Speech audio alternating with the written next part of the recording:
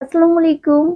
আজকে শীতের পাঁচমিশালি সবজি দিয়ে দারুণ মজার একটি সবজি ভাজি করব। পাঁচমিশালি সবজি ভাজি করার জন্য প্রথমে আমি কড়াইতে দিয়ে দিচ্ছি তেল। তেলটা গরম হলে দিয়ে দিব পেঁয়াজ আর কাঁচামরিচ কুচি। এখন এই পেঁয়াজ আর কাঁচামরিচটাকে একটু নেড়ে চেড়ে একটু ভেজে নিব। ঠিক এরকম ভাজা হয়ে গেলে এখন আমি সবজিগুলা দিয়ে দিব।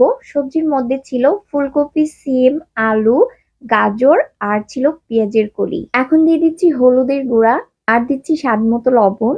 এখন সবকিছু একটু নেড়েচেড়ে ভালো করে মিশিয়ে নিব।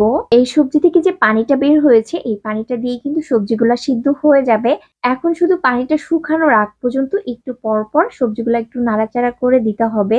সবজি থেকে যে পানিটা বের হয়েছিল সেই পানিটা এখন শুকিয়ে গিয়েছে আর সবজিটাও 50% সিদ্ধ হয়ে গেছে। ভাজিটা ভাজতে ভাজতে যখন ঠিক এরকম ভাজা হয়ে যাবে এখন আমি এর মধ্যে দিয়ে দিচ্ছি কিছু ধনিয়ার পাতা কুচি। ধনিয়ার পাতা দেওয়ার পরে কিন্তু ভাজিটা কিন্তু এখন আর ভাজবো না। এখন শুধু একটু নেড়ে চেড়ে ধনিয়ার পাতাটা একটু মিশিয়ে নিব। ভাজিটা কিন্তু আমার হয়ে গেছে। এখন আমি চুলা থেকে নামিয়ে একটা পাত্রে উঠিয়ে নিচ্ছি। এই ভাজিটা এতটাই মজা হয় যে এই এক পদ দিয়েই কিন্তু খেয়ে ওঠা যায়। আগেই বলেছিলাম এই ভাজিটা কিন্তু রুটি, পরোটা, সাদা ভাত যেকোনো কিছু দিয়ে কিন্তু এই ভাজিটা খাওয়া যাবে। সবাইকে আবারও ধন্যবাদ জানিয়ে আজকের মতো এখানে বিদায় নিচ্ছি। আল্লাহ হাফেজ।